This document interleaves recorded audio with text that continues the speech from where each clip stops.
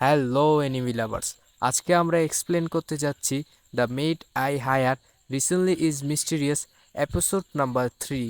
শুরুতে আমরা দেখতে চাই ইউরু স্কুলে যাচ্ছিল আর লিলিত তাকে বলছিল আপনি তো কিছু ভুলে যাচ্ছেন না মালিক। আর ইউরু তাকে বারবার বলছিল কয়বার কইছি। তারপর লিলিত বলছিল আমি আপনাকে বাইরে দিয়ে আসি, কিন্তু ইউরু না করে দেয়। তারপর লিলিত তাকে আবার জ্বালান শুরু করে দেয় যে মালিক আপনার চুল ঠিক আছে নি, ব্যাগ ঠিক আছে নি, আপনার কোনো রোগ আসেনি, আপনি খাবার ঠিকমতো খাইছেনি। লিলিত খেয়াল করে ইউরু তার দিকে তাকিয়ে আছে এবং লিলিত তাকে বলে মালিক আপনি আমার উপর এত বড় ক্রাশ খাইছেন যে আপনার এখন স্কুল যাইতে মন চাইতেছে না। তখন ইউরু এটা শুনে কয় তোমার কাহিনী দেখে আমার মনে হইতাছে যেন আমরা স্বামী স্ত্রী। তখন লিলিত এটা শুনে লজ্জা পেয়ে যায়। তারপর ইউরু স্কুলে চলে যায়। স্কুলে আমাদের একটা মেয়েকে দেখানো হয়।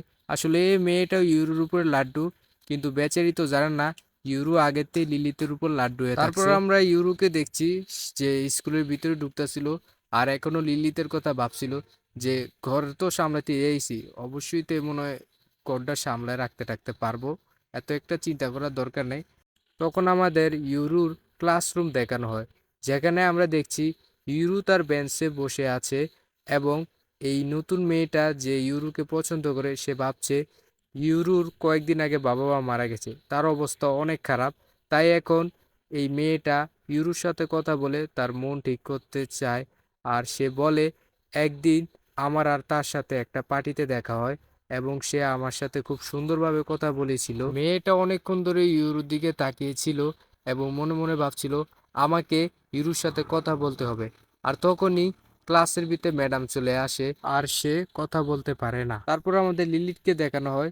আমরা দেখি লিলিত কাজ করছিল এবং মনে মনে ভাবছিল আমি জানি না ছোট মালিক কেন আমার উপর এত সন্দেহ করে।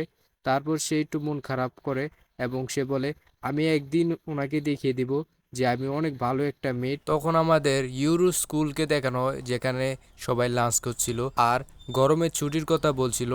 তখন এই মেয়েটা ভাবে এখনই সময় ইউরোর সাথে কথা বলার, কিন্তু ইউরো ওইখান থেকে চলে যায়। তারপর আমাদের লিলিতকে দেখানো হয় আর সে চিন্তা করছিল আজকে নতুন কিছু রান্না করবে মালিকের জন্য।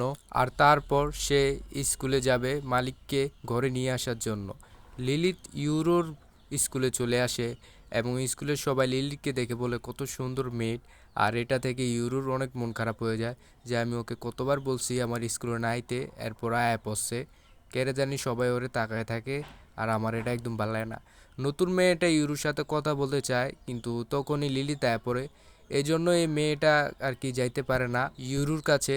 আর ইউরো কতবার কইতাছে যে তুই কেড়ে আইসস এদিকে, তোরা নাইতে কইছি, মানে সুন্দর করে কইতাছে। নতুন মেয়েটার সব গাছের পিছনে লুকে লুকে দেখতেছিল এবং উল্টাপাল্টা সব চিন্তা করতেছিল একটা ছোট পোলা আর এত বড় একটা মেয়ের রিলেশন, এটা একদম ঠিক না। ইউরু তখন লিলিকে বলতেছিল তুমি স্কুলে আর আসবা না, তোমার মতো সুন্দর মেয়ে যে দেখবো তেই ক্রাশ খেয়ে লাইবো। তখন এটা না ওই মেয়েটা গাছের পিছনে শরম পাইতাছে। তখন লিলিত আবার বলে আপনি মনে হয় চান না মালিক আমাদের এই সম্পর্ক কেউ। লিলিত এখানে অন্য কিছু বুঝাইতে চাইছিল কিন্তু মাইয়াটা তো অন্য কিছুই বুঝিয়া লাইতাছে। এই মেয়েটা আরো বলে ইউরু তো লিলিতের উপর পুরা লাড্ডু হয়ে গেছে আর আমার মনে হয় এই মেয়েটাও ইউরুকে পছন্দ করে। একজন মালিক আর একজন কাজের মেয়ের সাথে এরকম সম্পর্ক একদম ঠিক না। আমি জানি না ওগো দুইজনের সম্পর্ক কিভাবে এটা চলতেছে। আর এটা বললেই ও শরম পাইতাছে আর বলতাছে এটা একদমই ঠিক না।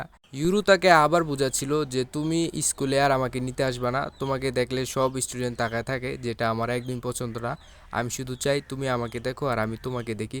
এটা শুনে এই মেয়েটা কয় বাইরে বাই তে তো ফ্লার্ট করতে পুরা উস্তাদ।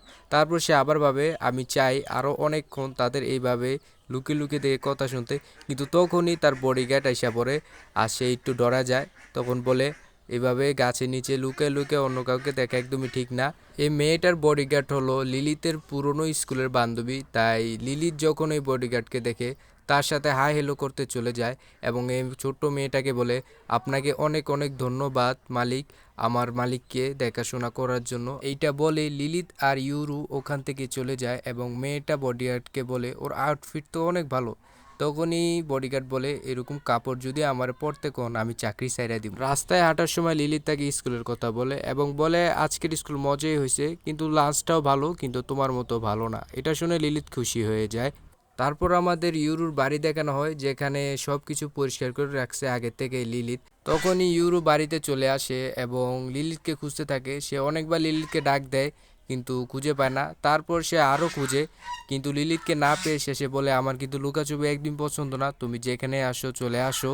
অনেকক্ষণ লিলিতকে খুঁজে কিন্তু তারপর সে বুঝতে পারে লিলিত মনে হয় কোনো কাজে চলে গেছে। এরপর সে খুশি হয়ে আর কি যে বিস্কুট টিস্কুট যা আছে সব লইয়া বইয়া পড়ে, কই আজকে তো বহুত মজা হইব, লিলিত ঘরে নাই। তখন আমরা লিলিতকে বাজারে দেখতে পাই, সে একটা বিশেষ ধরনের মাছ খুঁজছিল লিলিতের জন্য, কারণ এই মাছটা রান্না করার পর অনেক মজা হয় আর সে এটা তার মালিককে খাওয়াতে চায়। সে অনেক জায়গায় যায় কিন্তু মাছটা পায় না।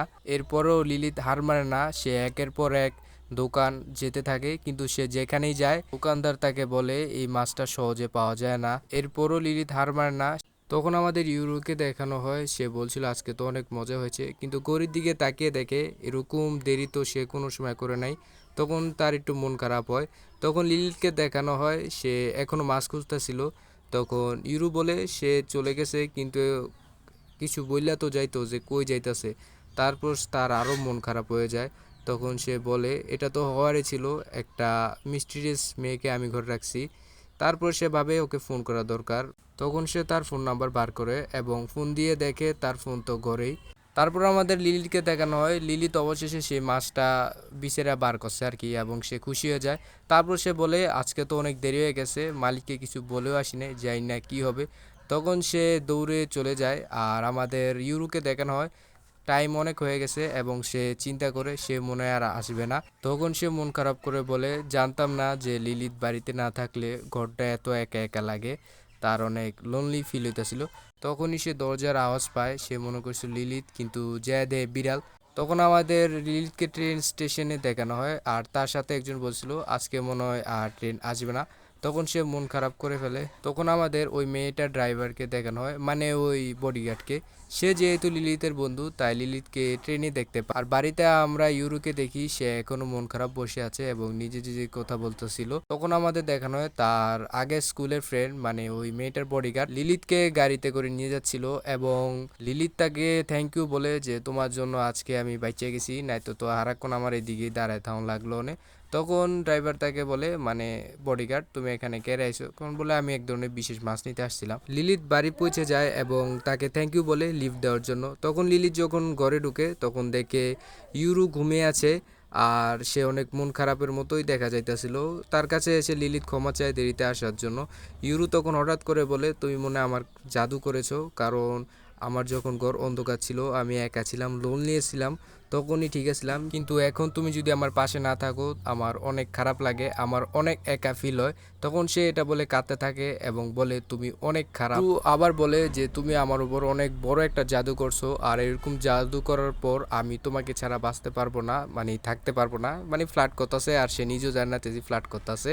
এগুলো সব মন থেকে কইতাছিল আর এটা হই না আমার আর লিলিতের অবস্থা একদম খারাপ।